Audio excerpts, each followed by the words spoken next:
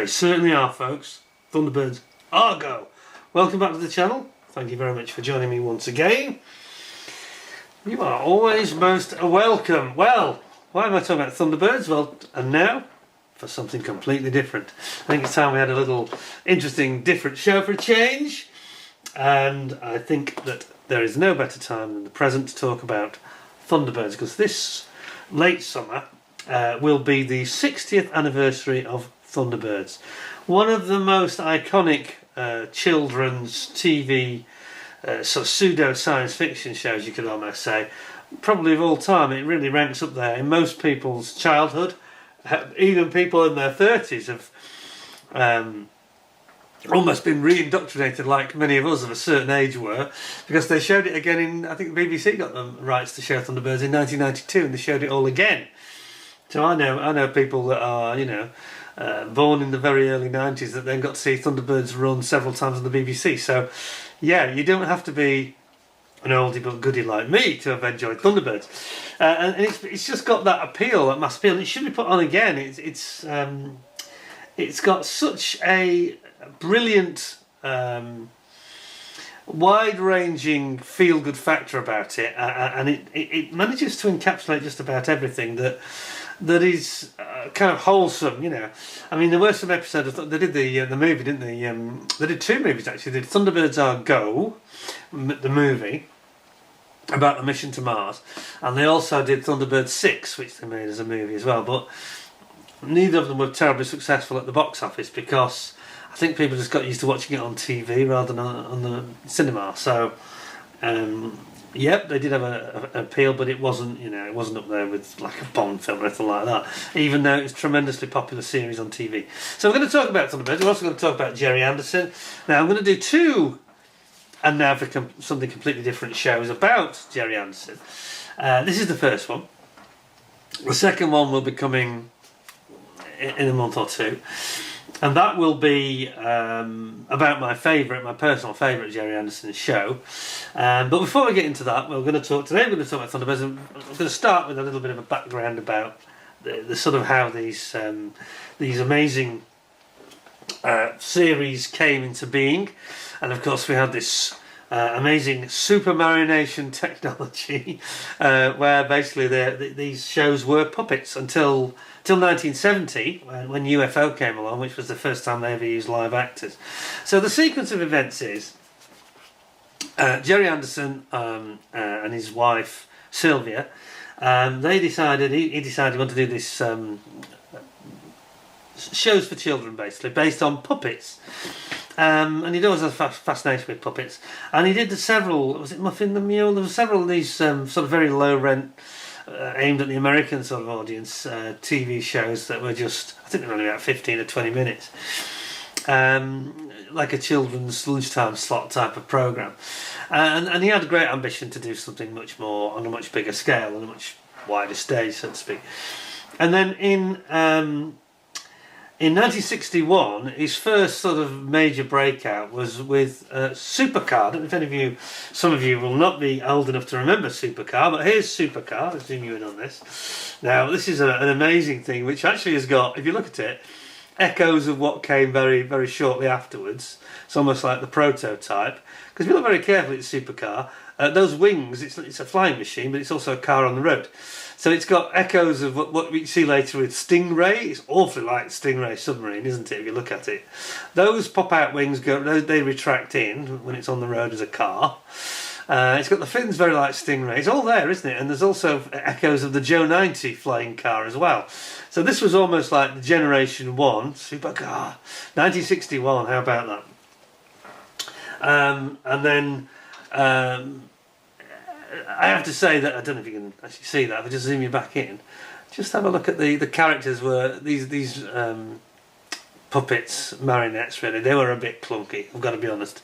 They were nothing like we got later, you know, when basically when the money started to roll in. So what Gerry Anderson did, he got Supercar, that got him off the ground, and people said, oh yeah, it's quite entertaining, kids like it. I think it was about a half-hour show, usually Supercar.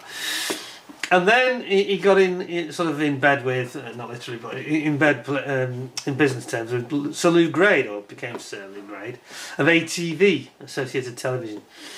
And Lou Grade, of course, was one of the big players in the British television scene throughout the 60s and 70s, until he sort of lost all his money making Raise the Titanic. We won't get into that.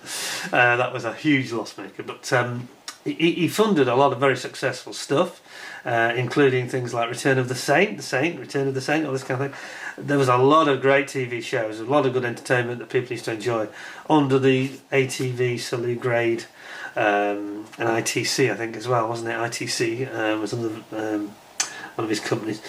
That came a bit later. But anyway, come back to the story about Gerry Anderson. So he had the success with Supercar, wanted to develop it. Then he went on to do Fireball XL5. This was the next one that he did.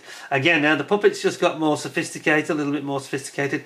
We've got Fireball XL5 right here. So this is basically an interstellar rocket ship which launches incredibly off like a jet ramp, a bit like, what was the film? I'm trying to remember, the science fiction film where they had to save everybody. Was it? Do you know, my memory's gone. I'm sure some of you will know the one I mean. There's a science fiction film, the 60s, that launches in the same way down basically almost a railway track, and then launches into the sky like a ski jump at the end. Was it The Day the Earth Stood Still? No, it wasn't that one, was it? It was the other one. Drum, drum, drum, drum, drum. Oh, it's on the tip of my tongue. Should have researched it before I came on the air. But anyway, so this is Fireball XL5. Gerry Anderson then got, they had a robot, which was it Robbie the robot? No, but basically a robot was the co-pilot. The nose detaches. Look at this. I know you're going to ask me where I got this from. I'll explain that in a second. So this is the Fireball XL5. It's almost like the shuttle, the nose ship. And then what often happened was the main spacecraft here would stay in orbit, and then they would land on planets and go and investigate things with the sort of landing craft, shuttlecraft here. So I'll just put that back in there as it's supposed to go. There we are. So that's Fireball XL5. Let's not have that in the background. Fireball XL5. So no doubt you're all already getting excited about these and thinking, I'd like one of those. So this is a lot of the things I'm going to show you over these two videos I'm going to do about Gerry Anderson. They'll either be Corgi products or some derived from Matchbox, actually I'll get into that later, or they are Konami, the Japanese manufacturer, and more so on the other stuff, because the next one that came along, they were just getting better. The animation was getting better in terms of the puppetry, and then we had Captain Scarlet, of course. Now here I've got something a lot of you will recognise and remember from the Airfix kit. It is the Angel Interceptor. And this is the Konami one, which is why it's so small. But it's small, but it's very beautifully formed, I'm sure you'll agree. Look at this. Isn't that nice? Isn't that a beauty? So you can see it's got the proper markings for the Angel Interceptor underneath. Destiny Angel, Harmony, etc. Used to fly in these things. These very attractive ladies, sort of astronaut stroke pilots, fighter pilots basically. Equipped with cannons, and these were basically the fighter jets of the Spectrum organisation. And of course we then had lots of toys many of you will remember. I'm thinking particularly of the Captain Scarlet Spectrum Pursuit Vehicle, the SPV, which many of us had the dinky one of course. This is the weird vehicle where you drive it facing backwards. Very strange arrangement indeed, I wouldn't recommend that.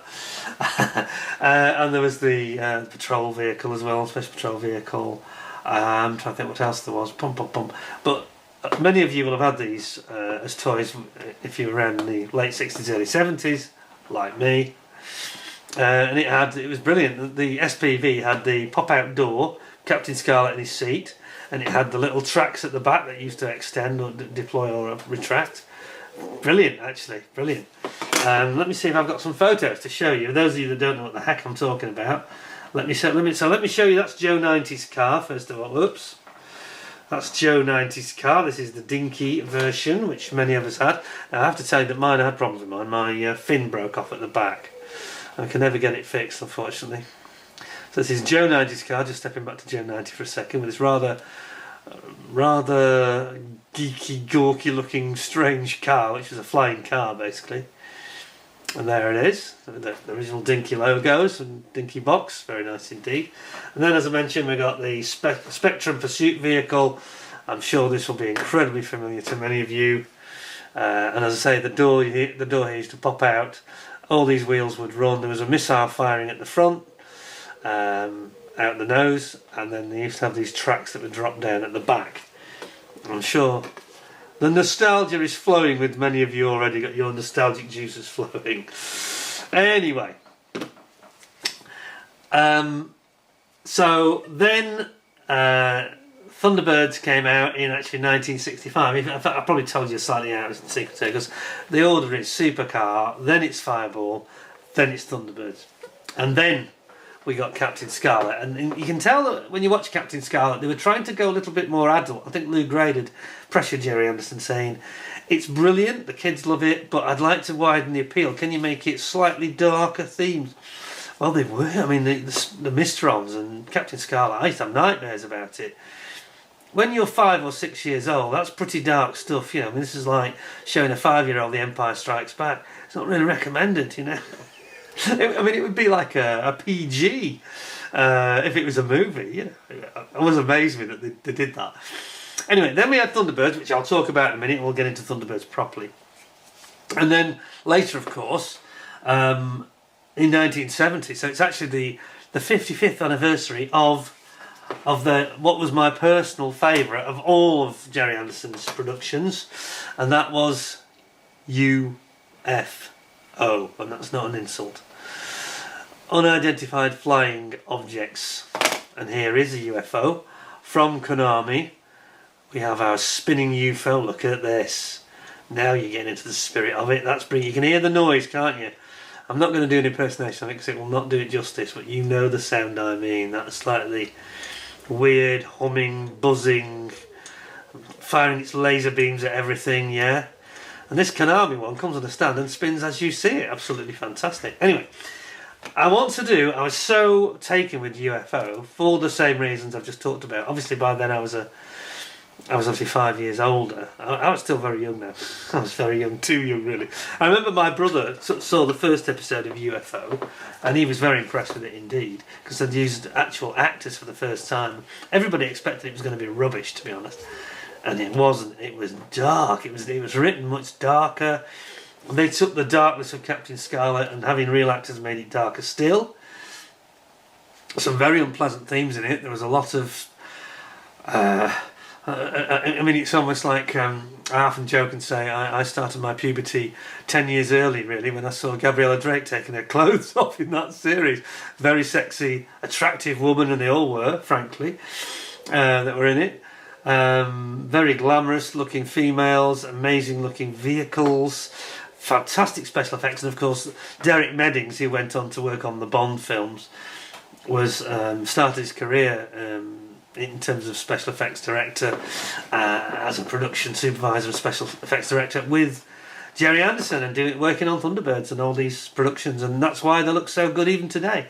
I mean, the effects in UFO especially, and Thunderbirds really, you can't fault them really. You know, you think when they were made, this is over 50 years ago, 60 years ago. Incredible. They look absolutely amazing really.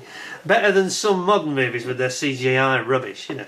Anyway, before I go on to Thunderbirds properly, I just have because I say, UFO, I was absolutely smitten with Thunderbirds. It was a huge part of my early childhood when I was, let's say, when I first started going to school, when I was that age. And then once I was at school, when I was sort of 7, 8, then this became the series that really, really focused me and really shaped my sort of thinking. And I think the way that it was the first science fiction program or series proper science fiction that I ever really watched, and this was brilliantly written. And I should just mention that don't worry if Jason is watching from Model Kit Stuff. I know he's going to be doing a thing about because I think it's 50 years of Space 1999 this year, and because it's 55 years of UFO and it's 60 years of another, so they all have this anniversary. But don't worry, Jason, I'm not going to be doing Space 1999. I didn't really like it. I thought it looked great, but I thought that they were. The story goes that UFO. I don't want to get into too much detail about this because I want to talk about Thunderbirds, but basically UFO was going to have a second series, and they cancelled it. Lou Grade wasn't happy. He wanted it to be. He wanted more American actors, and And then they made some strange decisions. I know that Gerry Anderson wasn't all that happy about it because he wanted to do a second series of UFO. UFO is phenomenal, and it's got some deep, dark episodes. Confetti Check, A-OK, A Question of Priorities. If you've seen any of these things, you'll know what I'm talking about. Some really hard-hitting stuff. I mean, very adult themes. And my brother watched it and said, I don't think Peter should watch this. I think it's too adult for him. It's too grown up for him.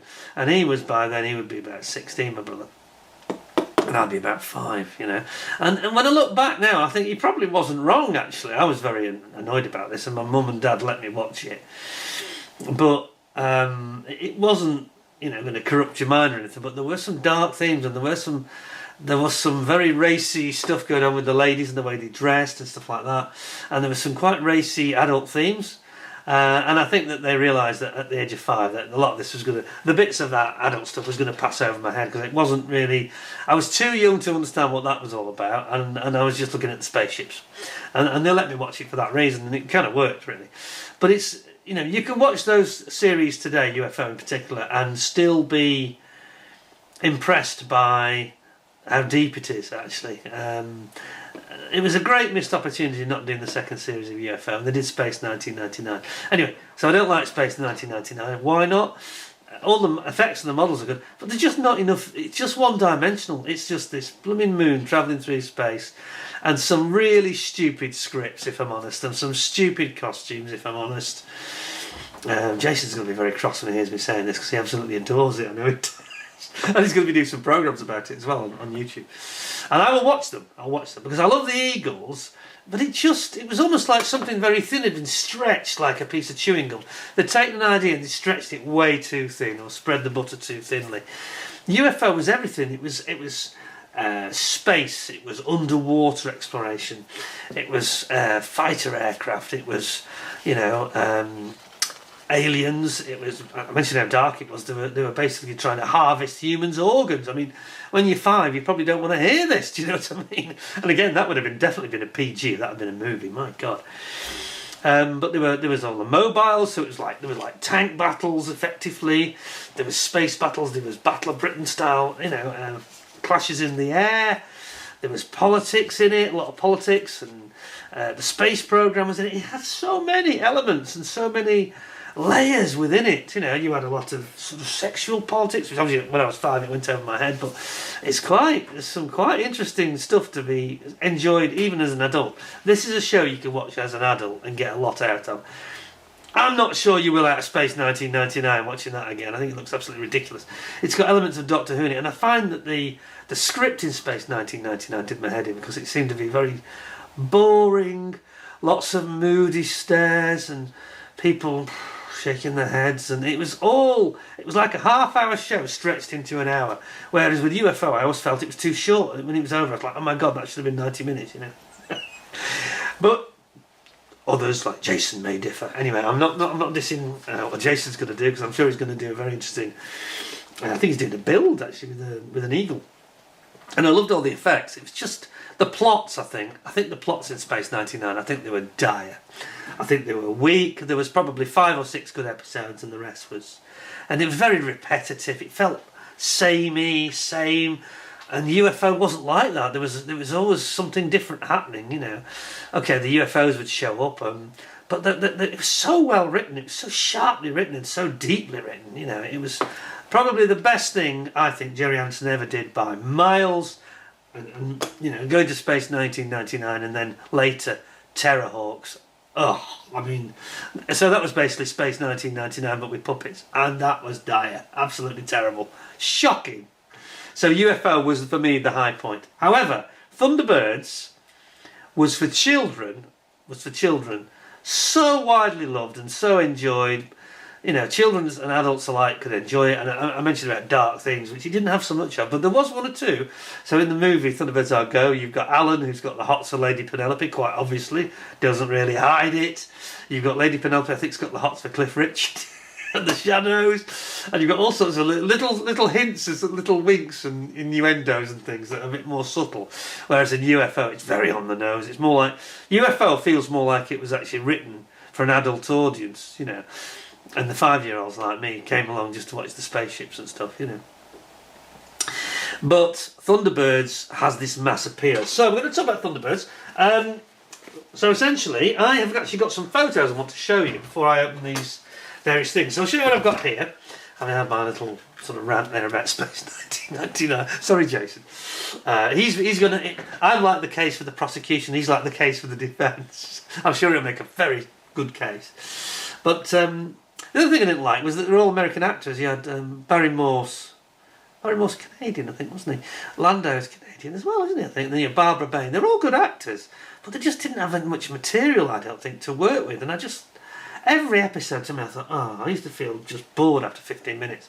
As soon as the Eagles landed, it would just get boring and they'd be standing looking out on the screen into space and it would just be, here we go again, same old thing really.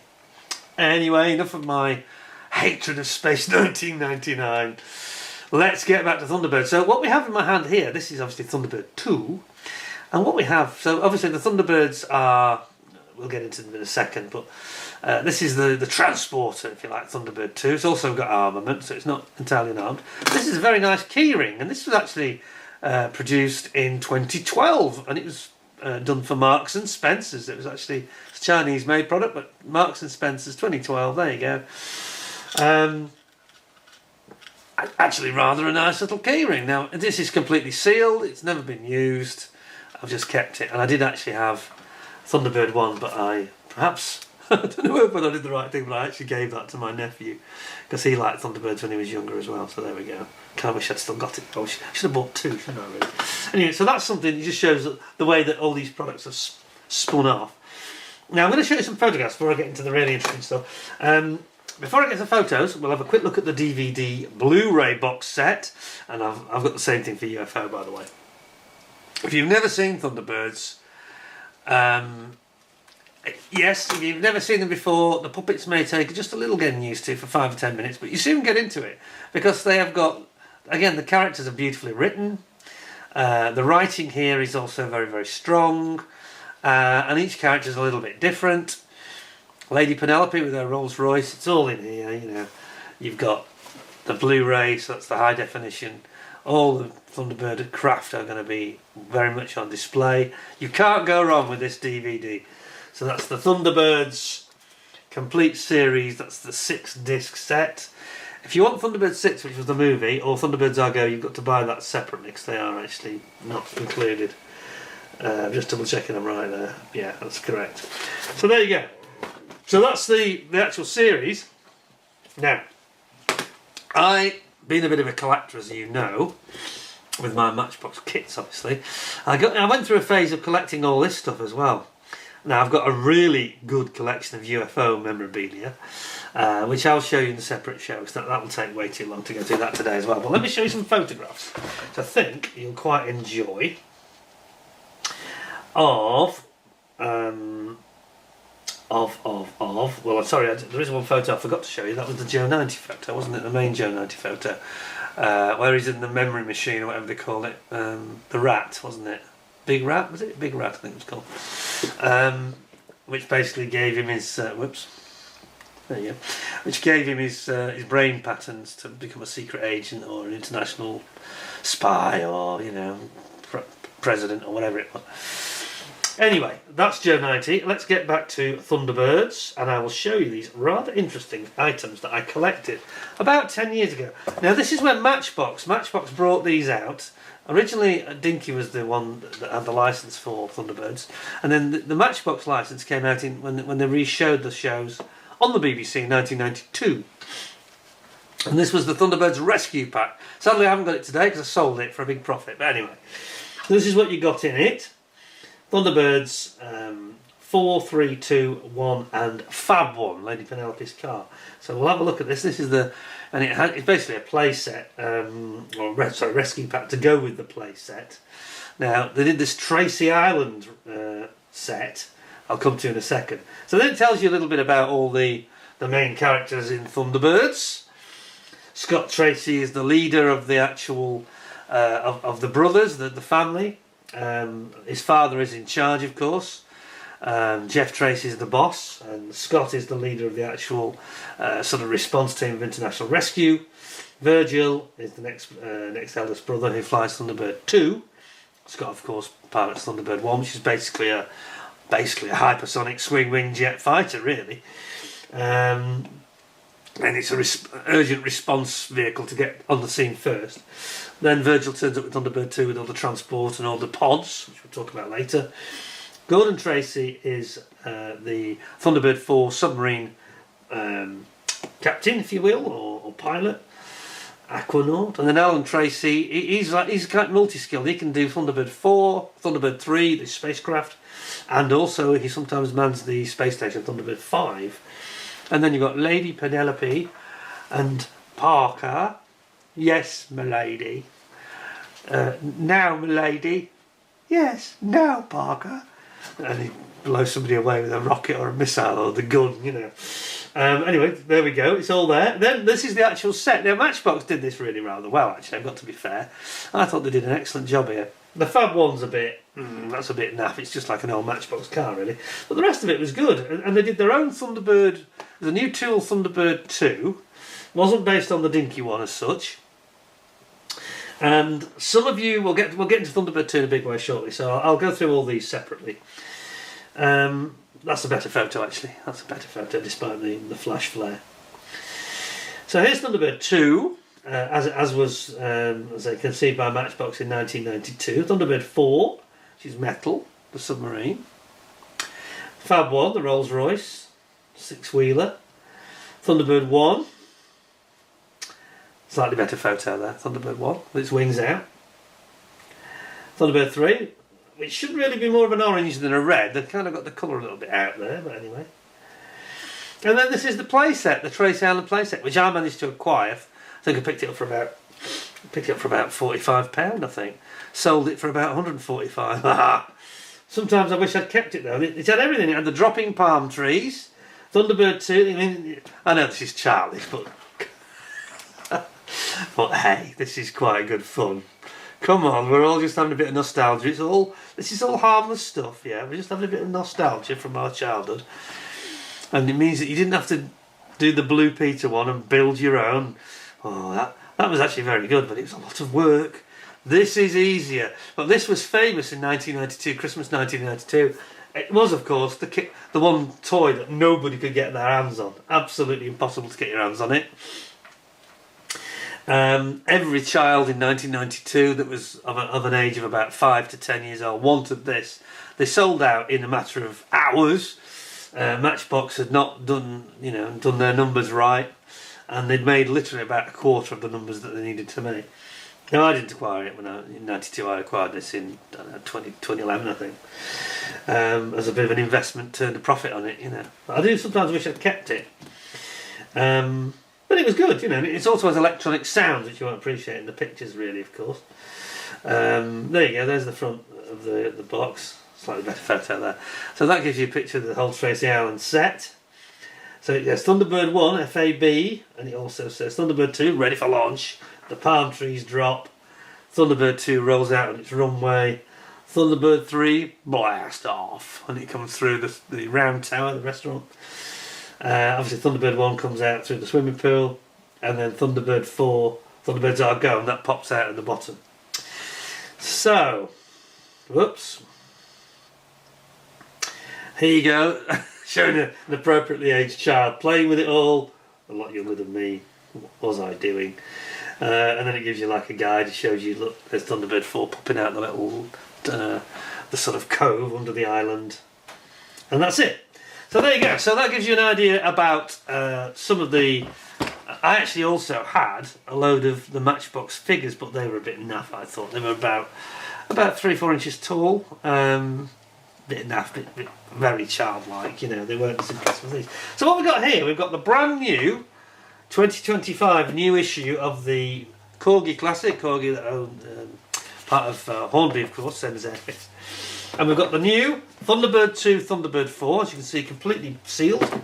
Thunderbird 1 and Thunderbird 3 in this one, which we're going to open. Before we get into that, we'll do it in this order. I think it makes sense to do Thunderbird 2 first, because we've got this one. This is the 2015 edition. Let me zoom you in on this. So this is the earlier iteration from Corgi. Now this is actually based on I presume the tooling is actually from the original Matchbox because it seems to be identical in terms of tooling. So let's just take this out and have a look at it. There you go, you got a picture of it on the ramp. What does it say? There you go. Let's give you a bit of a breather where you pour yourself a beer or a cup of tea or whatever. Thunderbird 2, piloted by Virgil Tracy, is the freighter that carries all of International Rescue's ingenious, heavy engineering equipment with a maximum flying speed of 2,000 miles an hour. That's Mach 3, isn't it? Almost. Thunderbird 2 is 250 feet long and has a wingspan of 180 feet and stands 60 feet above the ground.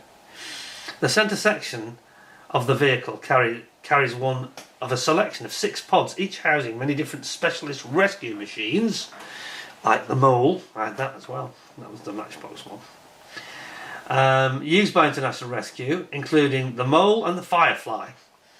Though much slower and heavier than Thunderbird 1, it is often at the heart of the action in the danger zone. And then Thunderbird 4, the submarine, it's piloted by Aquanaut, there we go, Jeff Tracy. It's 30 feet long, underwater and sea surface craft. Although much smaller than the Thunderbirds and with a limited range, it nonetheless plays a vital role in any underwater rescue operations.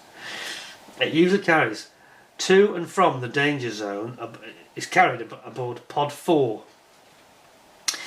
one of the 6 pods carried by Thunderbird 2. If required though, the submarine does have hover jets fitted for travelling short distances across land to reach the water. Didn't know this. News to me. I think they just made that up. Have you ever seen that in a Thunderbirds episode? I don't remember that. Hover jets to move across land? Anyway, to reach the water under its own power. Highly manoeuvrable, Thunderbird 4 is one of the fastest known craft on or under the sea. Right, let's have a look at this. So this is going to be very much the flavour of what we're going to see in a second. We have got, this is in 2015. You're all thinking, God, this is great. Or you're thinking, he's gone mad. What's he doing? He's playing with toys now. This is ridiculous. We're just having a bit of nostalgia. 60 years of Thunderbirds, okay? 60 years. So here we go. Thunderbird 2, Thunderbird 4. Let's have a look at what we got there. And then we will compare it. I'll leave this one out. Oh, we've got one. The legs have popped down. And then we'll leave this one out and we'll compare it to the new version. That's the new Classic that's just come out. Now, I've got to say, first of all, it's pretty good. It looks pretty good. We need to talk about the dinghy at this point. It's sort of the elephant in the room now. So let's talk about the dinghy. I had the original dinghy, which came out about 66, 67 from memory. I had that original, which was green like this. Don't remember it having any yellow stripes on it though, in fairness. It was pretty good, although the legs were very, very weak. And I can tell you now that the legs on this version are much stronger. He says, it's not breaking me off, dude. So then we've got the legs. Yeah, it works. It's standing up. So that's a good start. But the legs were very, very tiny on the dinghy, and they hadn't really done testing enough, I don't think, on it, and they used to break. Everybody's used to have broken legs, you know. Some of my friends had like one leg left. I think I had one, possibly 2 broken. They were much thinner. They've made it a lot thicker, and they're not as spindly. They don't actually sit quite in the right angle, don't I think. But they're strong, and the original dinghies were, and it was heavier than this as well. I remember it feeling very heavy, very solid, you know. I think this is quite hollow. Anyway, of course we've got the pod, so we're going to drop the pod. Let's zoom you in for this. Moment of action, you ready? I should really fold my legs away for this, shouldn't I? Oh, I bet you're all having memories of what you were doing with these, playing with your friends when you were a kid. Look at that. See, they fold. Whoops, no, not yet. Not yet. Right, now we're going to drop the pod. Ready? Just give you a quick show around though, because I haven't done a full 360, have we? See, now the engines, I'm not convinced about the engines. Colouring, they haven't bothered really with the jets. These sort of spin round, I'm not sure about that. I thought that the dinghy one had very silvered sort of jets at the back. But other than that, it's very similar. But as I say, this is literally I remember this being the same tooling. I'm sure it is for the Matchbox.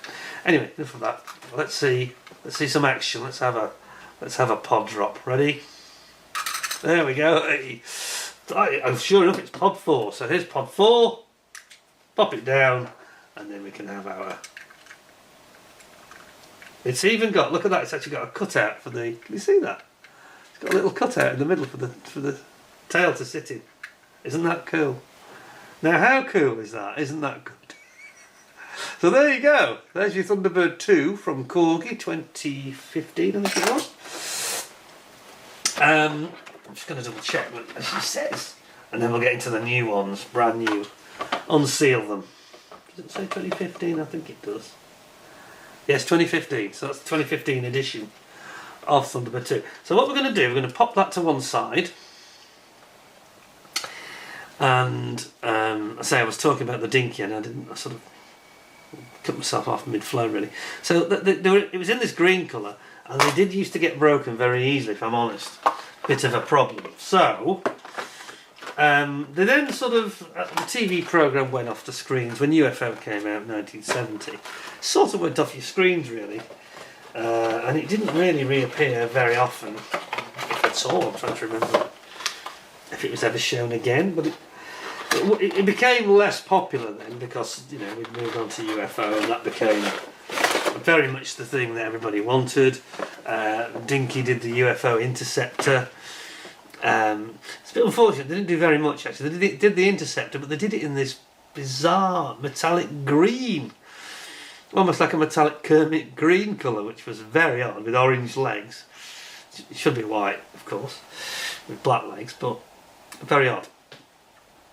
So that was all wrong, and it had a white missile with an orange tip on it, which was also wrong. It just looked a bit weird. But every kid wanted it, me included, and I had it. And it fired caps. When you fired the rocket off the front, it could trigger a cap. That's all it did really. That was its party piece. And then they had Ed Straker's car, which was like a pull back and go. Ed Straker's car, of course, was the most horrible looking thing really. The one thing in UFO that disappoints, I think, is the cars. I think they look laughably bad really. It's like somebody had a hallucinogenic drug and then decided to design some cars an hour later, everything else looks so sophisticated and advanced, and these cars just look pretty stupid really. They're almost like American sports cars that have been stretched. They look just very weird. Anyway, that's just my opinion. Let's just put Thunderbird 2 back on its legs over here. I'll put that over there. We'll come back to Thunderbird 2 and Thunderbird 4, and we'll actually do a comparison back to back. Anyway, so I'm talking about Dinky. So they brought out these 2 toys only, I think, for UFO. No Skydiver, which was a mistake. Others have since done Skydiver, which you are going to absolutely love when you see the. I've got 2 Skydivers. I've got 3 Sky 1s, if you include Sky 1 as a separate. We'll get into that in another video, but trust me, it's worth seeing because they are excellent. And it'll bring it right back to you, the memories of watching the show. But then weirdly, in the late 70s, Dinky reissued the Thunderbird 2, but they reissued it in this bizarre blue colour, like almost like an aquamarine metallic blue. Very strange, another strange choice, a bit like the UFO Interceptor, excuse me. And just like the Interceptor was a completely crazy colour, and then they did it again instead of just going back to the green, and everybody was like, every child was saying, why is it blue? And getting the dads to respray them and all this kind of thing. It's just crazy. I mean, Dinky were a really good company at their zenith, in the 70s. But they did make some odd choices from time to time. Anyway, we'll get into that later. Because I have to tell you that when we do the UFO thing, I have got UFO Shadow Mobiles. That was the one I forgot to mention. Of course, there was a third one. There was the Shadow Mobile, I beg your pardon. So there were 3 toys. The Shadow Mobile was the third die-cast model toy from Dinky, which I will show you. I've got 2. One is virtually mint. It's not a repro, it's an original that's pretty much mint. Hasn't been played with. The other one has been played with a bit, and somebody's put a silly sticker on it, but I don't want to ruin it, so I've got 2 there. But they are in good condition, really good. You'd be surprised when you see them, and they've both got firing missiles and everything. For another show, stick to Thunderbirds. Anyway, so I say they brought out the Thunderbird 2 in this horrible blue colour, and it annoyed everybody. And then finally, when we got the reissue of the TV series in 1992 on the BBC, I think they put it on BBC Two, and then we got that set I've just shown you, where you actually got your green-looking Thunderbird 2. Now I have to say, one thing that does strike me, being a bit of a Thunderbirds connoisseur, toys, I mean.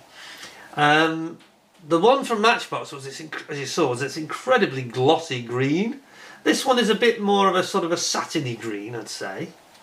Interestingly, going to be very interesting to see when we open this box now. I'm going to zoom you in. I'm going to get into this and see an opening in-box review. Thunderbird 2 and 4. So let's have a look. So this is brand new. It's completely sealed, as you can see. Be careful I do this because I don't want to spoil it. So I will do it like that. Try and be as sensitive as possible. There we go. Quite looking forward to this. It's going to be interesting to see what sort of a green they've got and what the finish is like, whether it's different again. Let's have a look. I bought this from my local model shop in Chester,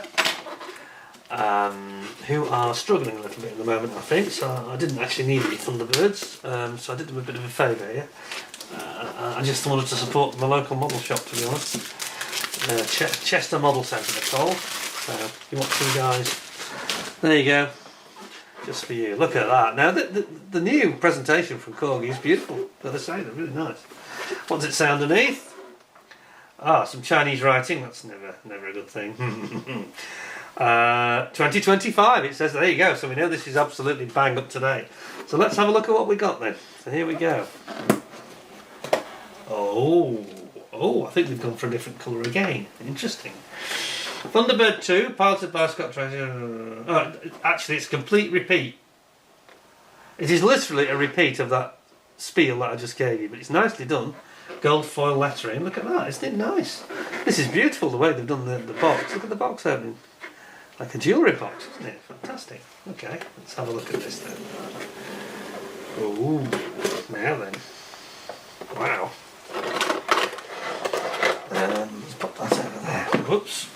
I have to say, the presentation is brilliant. Okay. Interesting just to do the side by side, just to see how it compares. Whoa! Which is a different colour, okay. Oh, they've done this, wow. Oh, there's definitely more detail in the way they've... It's got stencils on it and things. Oh my goodness, oh yes. Let's zoom you in so you get this full benefit of this. So, let's just do the side-by-side comparison so you can see when I'm talking about colours. So we've gone from very glossy green to this sort of a satin green in 2015. Now we've gone to this paler green, which does look more like the one in the TV show. I think they call it apple green, don't they, in fact? I think that's the correct colour. So we've gone from the sort of... This green actually reminds me of the original Dinky quite a lot, this one from 2015, if I'm honest. It does. This, though, looks much more like the on-screen, that slightly, just fraction lighter green.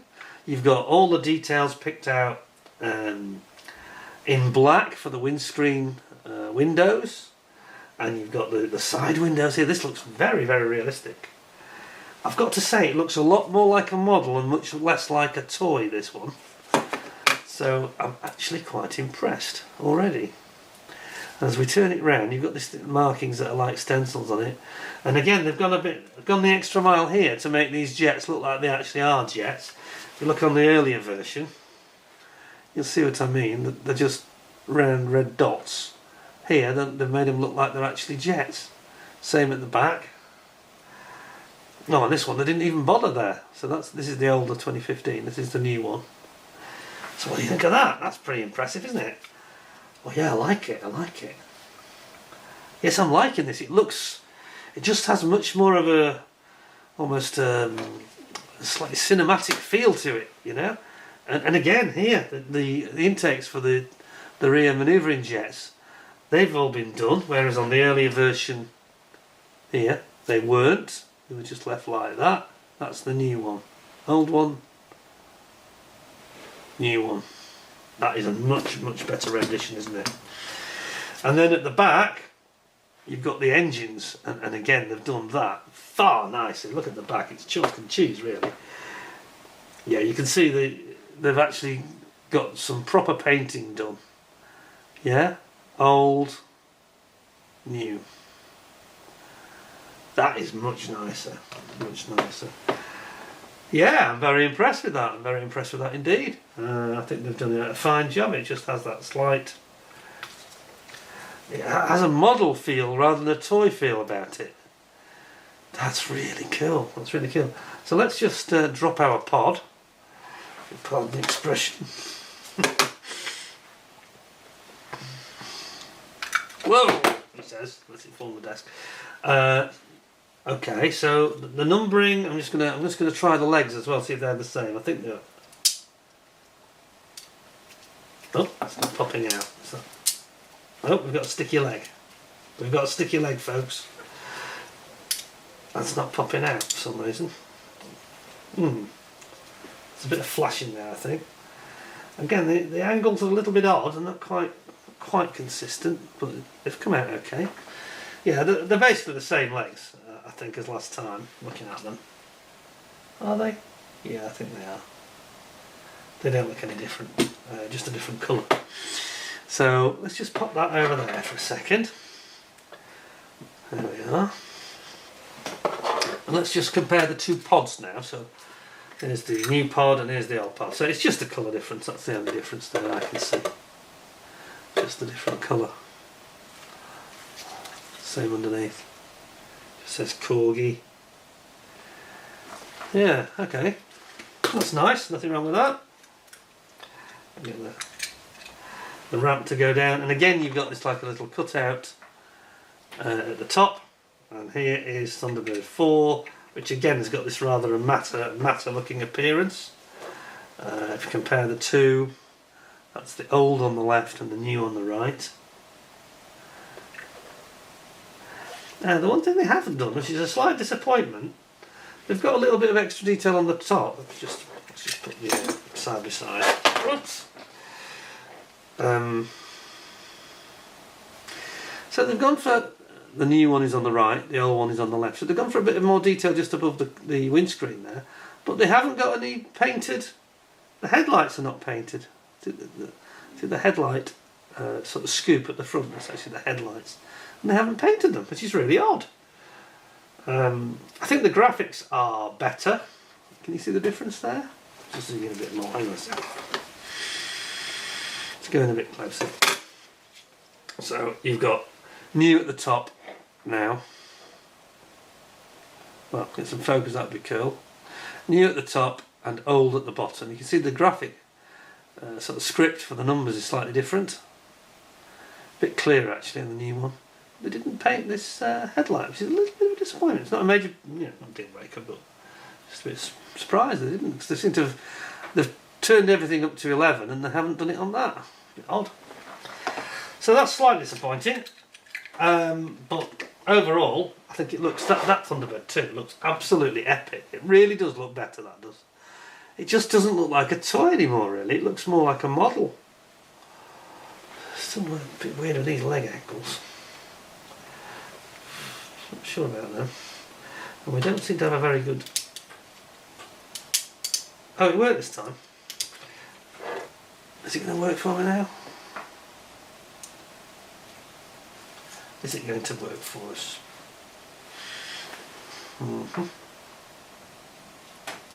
Yes. I think there's a bit of flash in there. You saw I pulled a bit out. Just a bit of crud had got in there. I think it was affecting the release. Seems to be working alright now, so I think that's quite good news. But yeah, it's definitely got the look. It looks much more like Thunderbird 2 and less like a completely unrelated toy. Even the intakes look here. You got the red, and then you got the black of the engine fans. They've done that well as well. And here, these windows here, very nicely done. Just has a few more elements to it. Done it well. I'm quite impressed with that. I think I've spent my money well there. So that is good. So when you put them together, Even the writing. One thing I would say though, there is just one thing actually that isn't better. Just hang on a second. Let me just put the legs back in. This is only me being very OCD about it, but I've picked up on something, and it's only a small thing. Look very, very carefully at the script of where it says Thunderbird 2 on the side. I think this is the new one at the top and the old one at the bottom. But I think, try and get rid of that reflection, but I think that script is more realistic on the lower one from the actual series. I think that is a better match. Although it's much clearer, the writing is far clearer on the top one. I'm not convinced that it's right. By the way, I was watching a documentary where they showed you how they did this. It was all done with letters where you just rub them off like a stick-on letter. You get like a, for those of you that don't know what letter set was, it was basically just a clear sheet with these slightly, I was going to say adhesive, but they're only adhesive when you rub them, and you can rub the letters on and you can transfer letters, basically. Transfers in the true sense.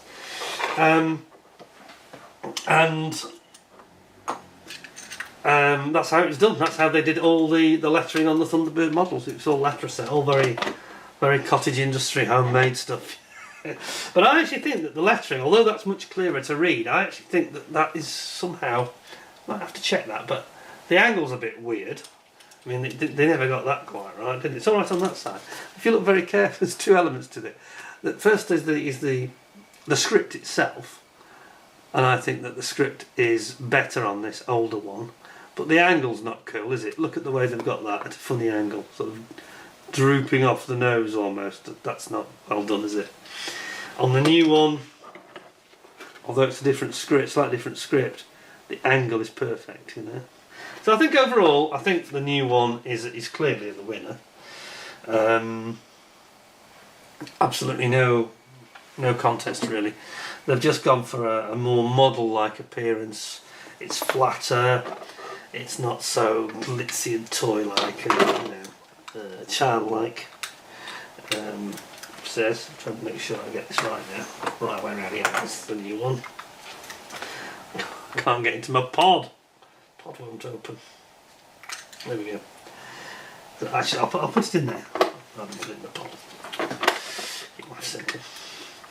But yeah, overall, I think that's a winner. I think it's beautiful. I really like that.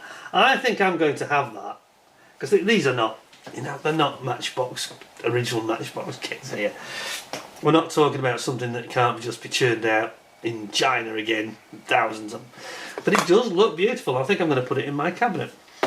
I really would like to have some Thunderbirds in my cabinet. It's part of my childhood, a big part.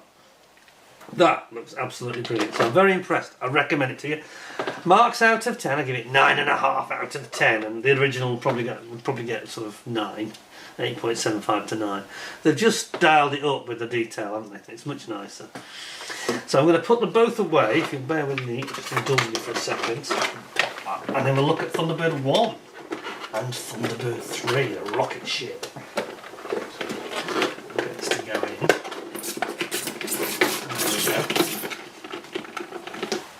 I have done that the right way, haven't I? Have I?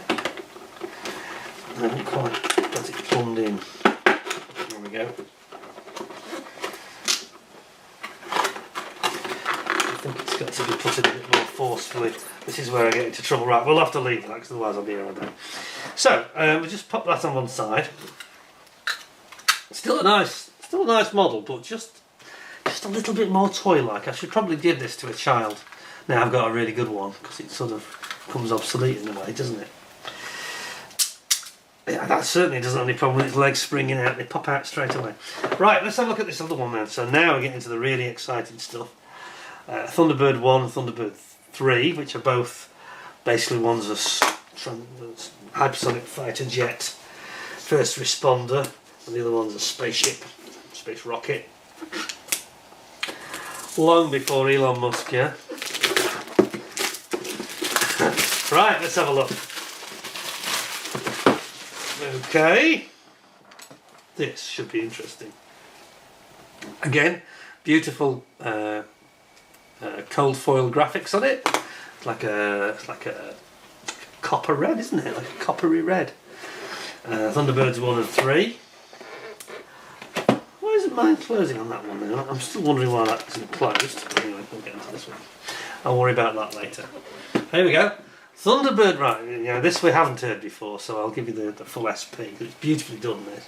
Another beautiful box, really nice. Thunderbird 1, the spearhead craft of international rescue, is piloted by Scott Tracy, the eldest of the 5 Tracy brothers. 115 feet long with a wingspan that opens out to 80 feet after launch. The rocket-powered Thunderbird 1 is sleek and fast, with top speed in excess of 15,000 miles an hour. Well, they say rocket-powered, but it has like intake, so I think it's supposed to be like a rocket-powered and like a ramjet, scramjet type thing. It makes more sense in my mind, anyway. Otherwise, it would run out of fuel real soon if it was just a rocket. So it wouldn't be able to go around the world, would it? What year is Thunderbird supposed to be? I think it's supposed to be 2065, isn't it, if I remember correctly. So there you go, it hasn't happened yet. Although armed and carrying its own rescue equipment on board, the principal role of Thunderbird 1 is to get to the danger zone as soon as possible, enabling Scott to assess the situation, advise on specialist equipment required, and then direct the rescue operation. So he basically is the rescue on-the-spot commander. Thunderbird 3 is International Rescue's space rocket and is piloted by astronaut Alan Tracy. He's the one that's got the hots for Lady Penelope. Thunderbird 3 is the tallest vehicle in the International Rescue fleet, measuring 200 feet in height.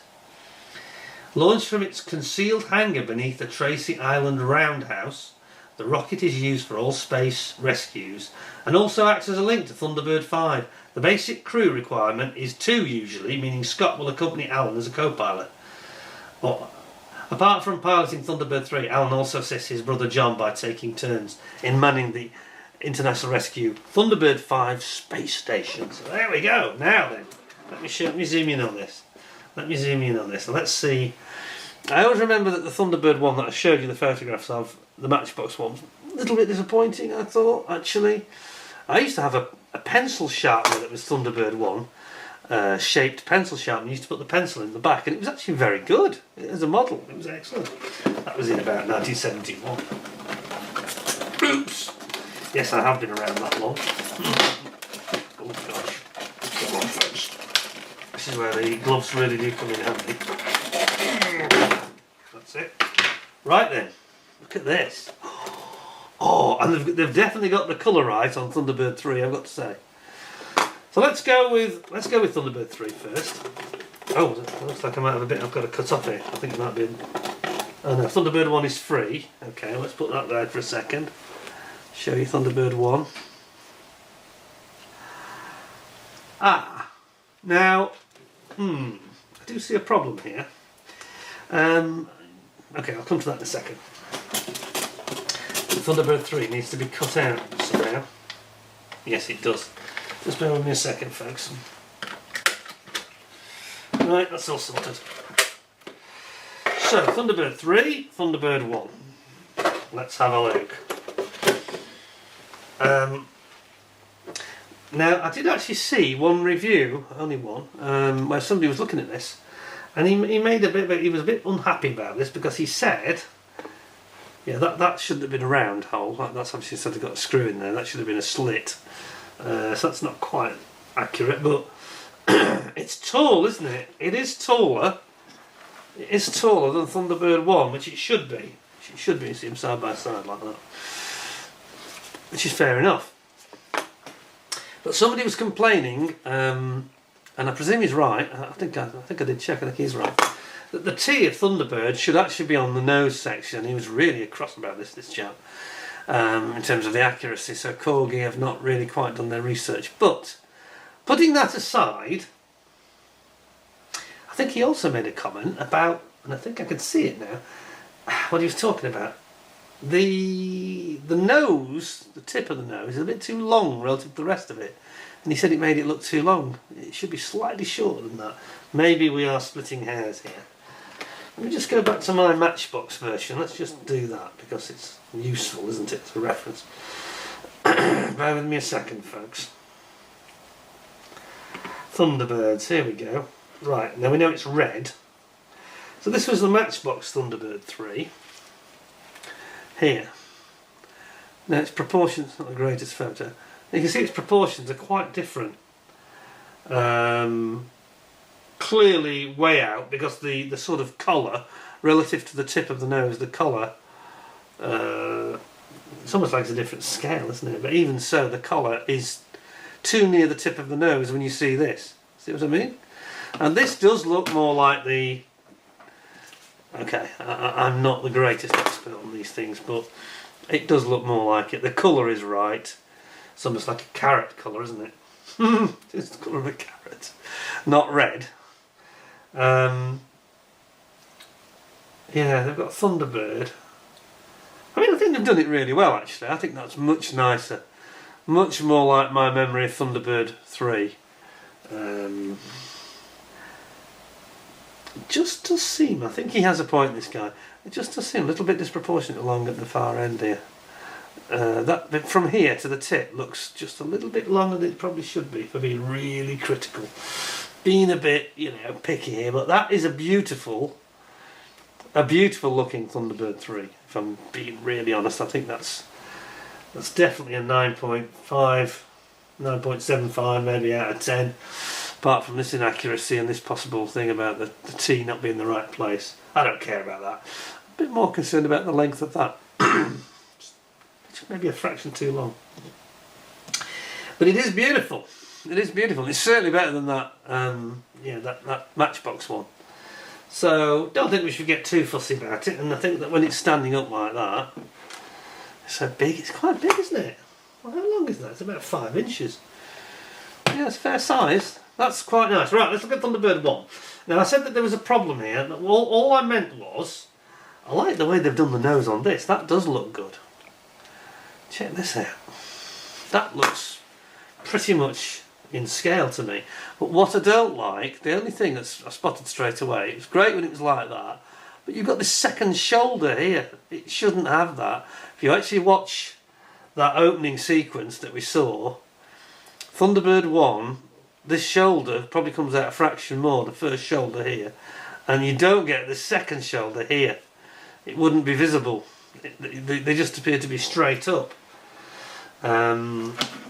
If I can, I wonder if I have a photograph to show you what I'm talking about. Let me just have a look. I have a feeling that we have somewhere got it. Just bear with me, but I'll let you look at that rather than have a blank screen while I'm looking this up. Bear with me just a tick, and I will tell you what the issue is. You'll see it, and it'll make more sense, I think.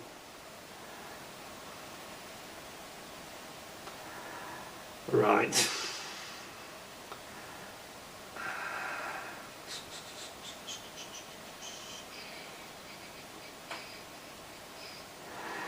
Now it's very important.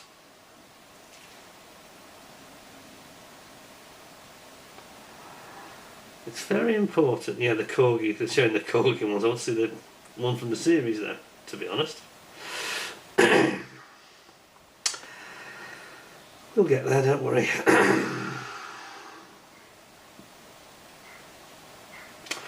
Bear with me. I'm just going to get the right photo that makes sense to you. Okay, I think we have it. I think we have it. This is be good enough anyway. Right, now then, can you see what I'm talking about? The wings don't have a second shoulder when the actual wings are when it's taking off, and they're retracted. You don't have this double shoulder that you've got here. Can you see what I mean? That is something I spotted straight away, and I'm not the greatest expert on these things. That's not quite right, and it kind of spoils the look, and it's one of those things, once you've seen it, you can't unsee it. That's what it should look like, yeah? So it should be completely like smoothed in. The wings are fared in, basically. Not sticking out like a second shoulder there. So they've got that wrong, I'm afraid, so I'm sorry to be harsh, Corgi, but you've made a bit of a boo-boo there.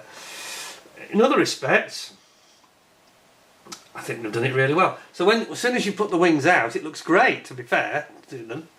You know, I don't want to be too grouchy about it. That looks absolutely epic. Look at it. What's not to like? Look at the engines, haven't they done that well? Thought they could have maybe painted them in a bit more at the back though, that would have been nicer. But the colouring's good, isn't it? They've got the colours kind of spot on. Thunderbird 1, I like it. I like it. It's just annoying when it's in the launch position. They've got that strange shoulder, it looks a bit weird to me. But no, overall, I think that's very nice, actually. They've got the nose right. Yeah, and you look at it from the side, Thunderbird 1. That's pretty cool, isn't it? That brings back the memories, doesn't it, from our childhood? Look at that. Isn't that nice? And it looks good with the wings out. It's just when you get to that point there, they just shouldn't stick out. I suspect the issue is the amount of space they've got in there. It's probably quite hard to engineer it not sticking out, if you know what I mean. It's probably not enough of a gap. But in that configuration, it looks absolutely brilliant. I mean, it looks kind of flawless. I just wish they'd done a little bit more detail at the back end, though. You know, they're filling in those rockets, but they're there. They've got all the stabiliser fins, all accurately produced. Have you ever noticed, by the way, when you watch Thunderbird, something that caught my eye, because I've been watching a couple of them again.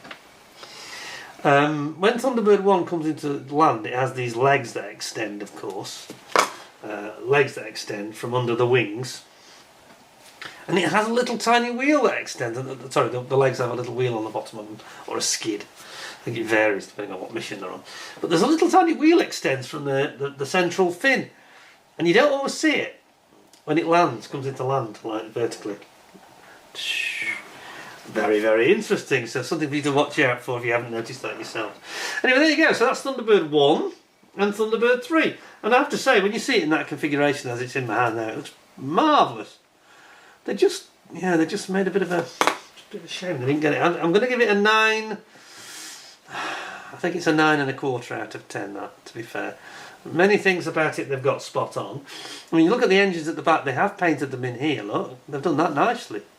Looks brilliant as it sits in my hand at the moment. It's just when you do that, and it sort of has this second shoulder. Cool. Anyway, what did you make of all that, me playing with Thunderbird toys? What is the world coming to next? I did a lot of work for charity, yeah? Speaking of my charity work, by the way, we have had a slight problem. Nothing to do with the Ukraine charity for the civilians. It's more to do with the animal charity. And I have to choose my words very carefully what I say next, because I don't want to offend anybody or upset people that are doing good work for Four Paws, the animal charity. But they wrote back to me saying, I said, I've got this money ready for you. And they wrote back and said, oh, we can't guarantee it's going to be used in Ukraine. And I wrote back, I was really cross with them at the time, I've got to be honest, I've calmed down a bit now. But I wrote back and I said, hang on a second, I said, I showed on my channel your pages from your website saying Ukraine appeal, you know, saving the bears in Ukraine, and there was the, what was it called, Operation Klishka, was it? Klishka? About saving the cats, the stray cats, and Mozart, the cat that they saved.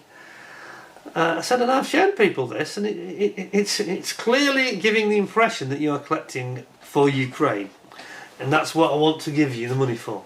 Oh, she's written back to, no, I'm sorry you feel that way, but we basically decide where to spend the money depending on where the greatest need is. Well, I'm not disputing that's true, and I don't want to do anything that would negatively impact on this charity, because I know they do a lot of good work. But that's not quite the impression you're giving. I think that it's wrong that they did that, and I've told them so. I'm still wondering whether I might make a formal complaint about this to the Charities Commission. I don't want to, because I don't want to harm a charity that's doing good work. But you have got to, these charities have been, some of them have been, I mentioned this before, didn't I, before the auction. Some of them have been very, what's the word, sketchy about where the money is going. And I tell you, one was it the EC? And you thought it was going to Ukraine, it was going to go to Gaza. Well, I'm sorry, you must be clear about where the money is going. Because people, you know, it's not right that I have gone through all this work, and all you people that are watching this video who've contributed, lots of you have been very generous with your money. Hard-earned cash that people have given to help people and animals in Ukraine. We don't want it to go on some other project. We want it to go on what you said it was going to go on, and I feel strongly that that is wrong, what they've done there. Whether it's illegal or not, I'm not sure, but it's very misleading at best. I think that's the most polite way to put it. So I'm afraid Four Paws are not going to get the money, and I'm now looking at 2 or 3 other charities, and don't worry folks, I'll let you all, the same amount of money will be spent and blah blah blah, no problem with that. But we have to focus it where we promised to focus it, you know. I made a commitment to do something, and I'm not going to let them change and decide once they've got the money something completely different. That's not on. Sorry. I'm a bit frustrated about it. Anyway. But Four Paws are a wonderful organisation. I'm not trying to knock them in any way. They do some fantastic work all over the world. They're based in Vienna. But I think they need to be a little bit more transparent and upfront with exactly what you are donating the money to. That's all I'm going to say about that. But don't worry, I'll come back with an update about where the money will end up. It'll end up in Ukraine. You can rest assured. There's a couple I'm looking at actually. I may even split it between the 2 I'm looking at. I don't know.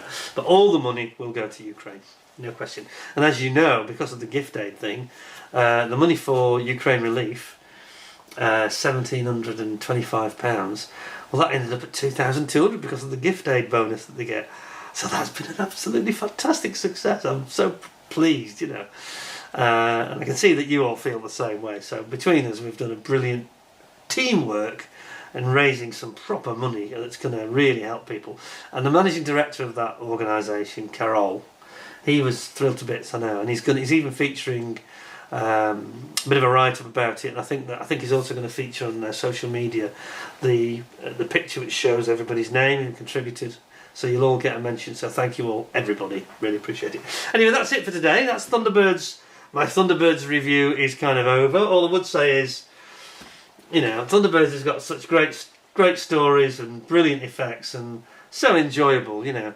And it has these little bits of humour, you know. It was created during an era where we had the Bond films and we had the Carry On films in the UK becoming very popular. And there is this little bits of humour in it, which I think you could argue perhaps there's a bit less of that in UFO. It's a bit more serious, which is why I liked it. But I like both. Thunderbirds comes a very close second for me, and then the others some way behind, you know. But I'll be back, as Arnie would say, to talk about UFO. And when you see the stuff I've got for UFO, it's going to blow your mind. I've got UFOs, I've got Sky One skydivers, shadow mobiles, UFO interceptors, I've got the moon shuttle. What else have I got? I've got SID-1, the space intruder detector, the satellite. I've got everything, pretty much everything that you need to understand what it's all about. So stay tuned, that will be coming in the near future. We'll be doing UFO, and I think you're going to really enjoy that one. Any of you who've ever seen that are going to thoroughly get down into the sort of nostalgia of it.